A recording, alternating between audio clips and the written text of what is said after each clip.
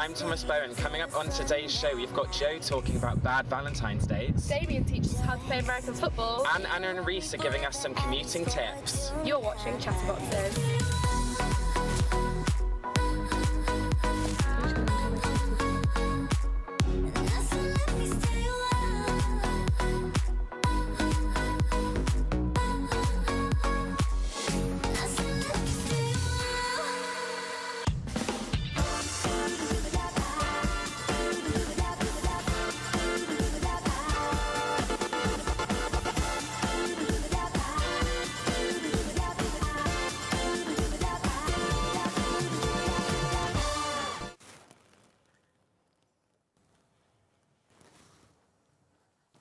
Hello and welcome to Chatterboxes. Since the last episode, there's been quite a few eventful holidays, hasn't there, Chrissy? Yes, we had Valentine's Day and much more importantly than that, Pancake Day.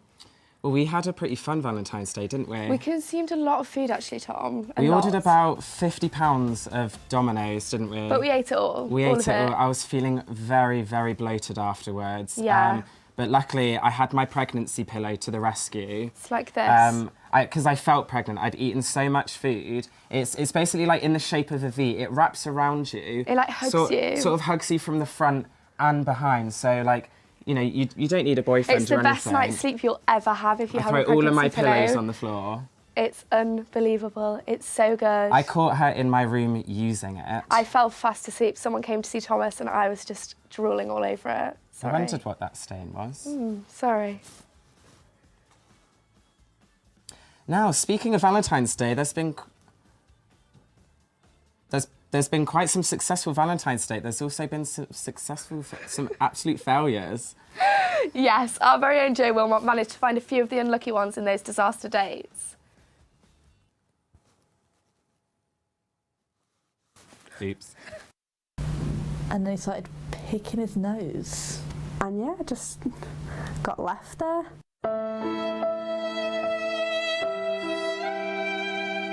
Okay, so it was last year and it was with my ex, well, my now ex. I decided to go for a night out instead of doing like the usual, you know, meal.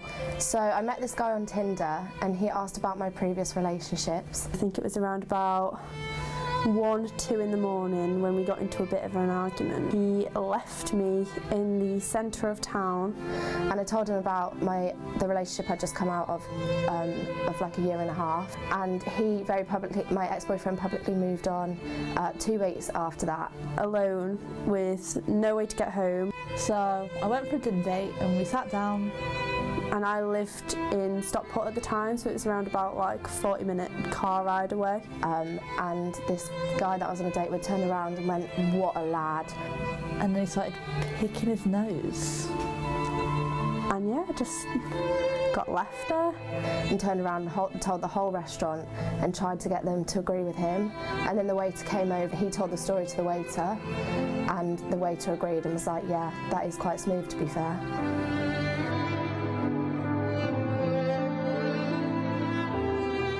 He went to the toilet and never came back.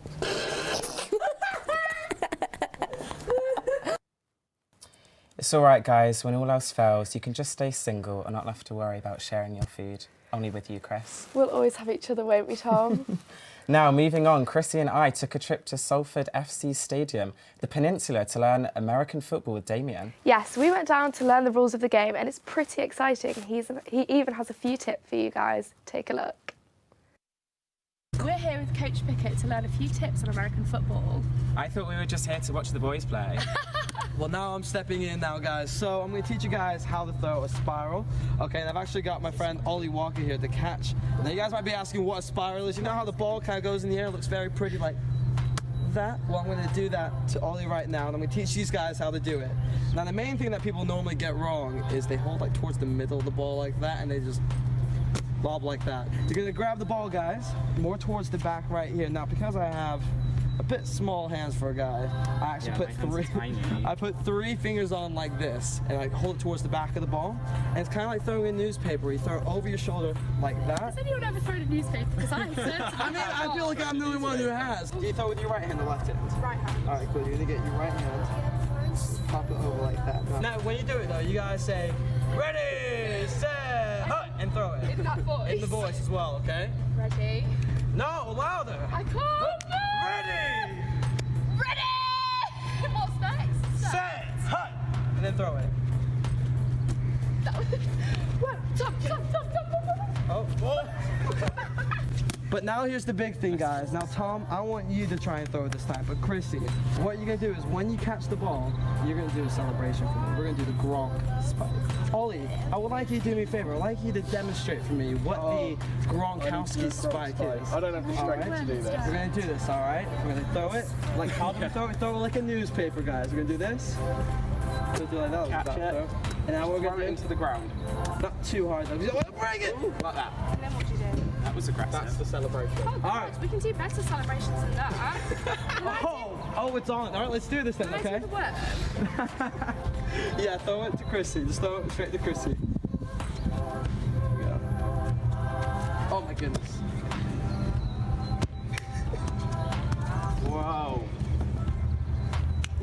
Now you won't be seeing me do that on the pitch, but there we go. We got that. We got the Gronkowski spike. Now what you gotta remember is, if you guys watch it at home, when you throw, hold the ball towards the back. If you haven't thrown a newspaper before, learn how to throw a newspaper. That's a vital thing that everyone needs to know in the left, right? And then you launch like that. And what do you guys do at the end? You do the Gronk spike. Oh, we got that. Now back to you guys in the studio.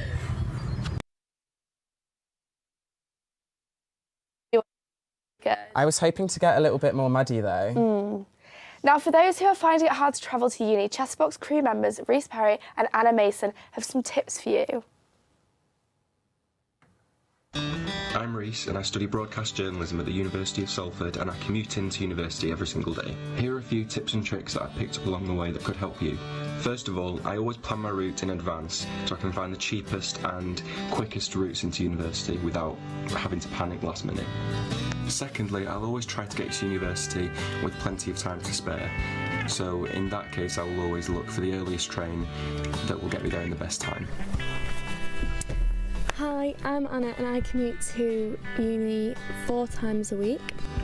Rush hour traffic is bad, like the longest it's taken me to get to the main Salford uni is an hour and a half, and to get home an hour and a half. Car parking prices, however, is where the issue arises.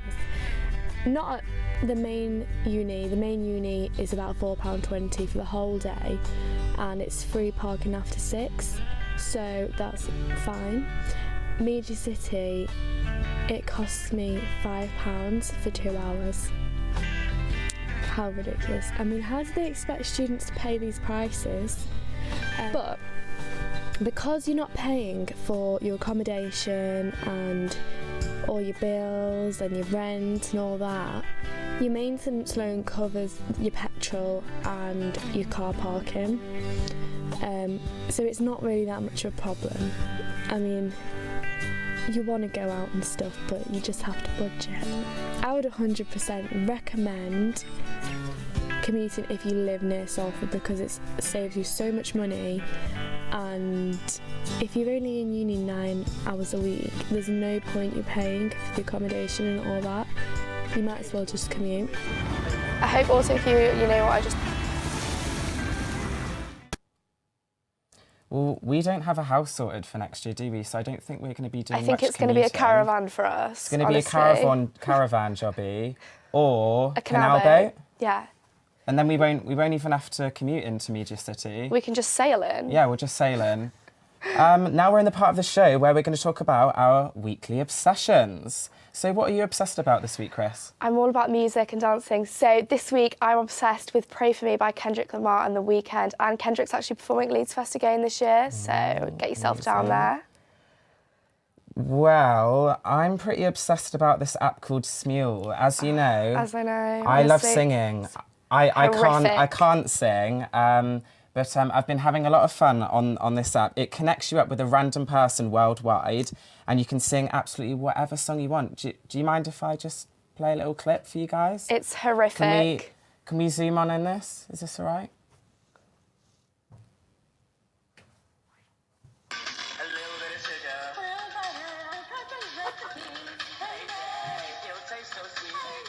Horrific. Stop, Was that good? please. Was that good? Just horrific. Honestly, Sorry, turn it off. I can't turn it off. That's all we have time for this episode anyway. Thank you for watching. Make sure to follow us on Chatterboxes on Instagram and Twitter at University of Salford Chatterboxes. Also, make sure to subscribe to the Chatterboxes YouTube channel where you'll find exclusive videos such as our interview with Zara Connolly this week. You're all amazing and we'll see you next time. Goodbye.